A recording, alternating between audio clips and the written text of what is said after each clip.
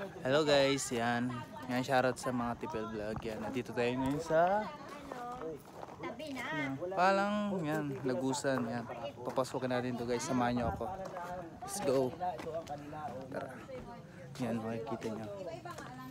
Puro ang groups tao dito. Yan, yan. Diba? Pakaangas. So, mga ano dito. Ba't walang tubig? Di upan tubig, walang ano. Ayun, napakaganda dito. Tingnan natin kano kalayo to. Low tide. Low tide yan. Ayan.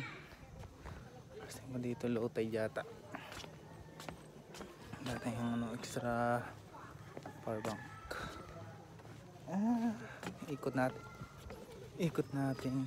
That's how. Shout out sa inyo. Yan, dito lang yan guys, sa Sablayan, malapit dito sa Parola. Yan, punta lang dito, mura lang yung entrance, 30 pesos ang entrance. O diba, lalaki ng ano, lalaki ng ugat, lalaki ng dito, puro puno. Gawang scrap. Ang ganda dito.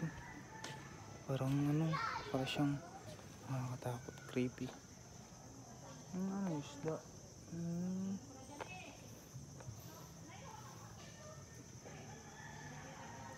Napakaangas. Parang ganda dito. Ano yung gabulabog? Ano yung gabulabog? Isda ba yun? Lalaki ng puno. Sobrang haba ng hirap. Dati nagdala pala akong pimira dito. Ayan. Dami, may mga upuan din sila. Okay din. Ba, sulit na yung punta dito. Ang ganda-ganda.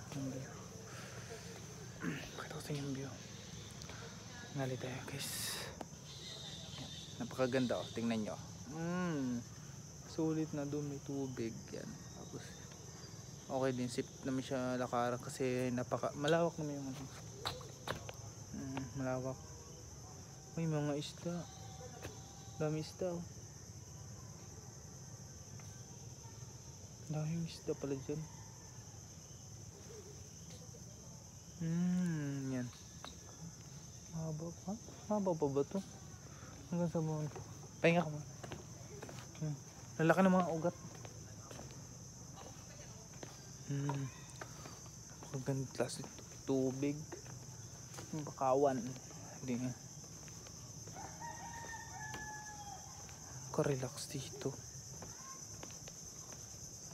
Nakaka-relax pag pumunta ka dito. Diba? Dami isda pala ko. Parang urobog. Wow. Na dito. Kaya ano lang guys, dito lang to sa Sablayan, sa malapit sa Parola. Napaka solid na din. Nandito na. Okay na din, goods. Yan, nandito na sila. Ang ganda din, may pang pailaw sila sa gabi na to. Ang ganda rin siguro sa gabi kasi may mga ilaw sila.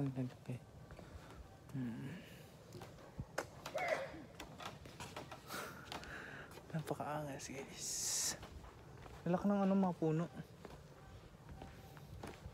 May pang isda. Guys, ikot ko pa kayo. Update ko kayo mamaya. Bye bye.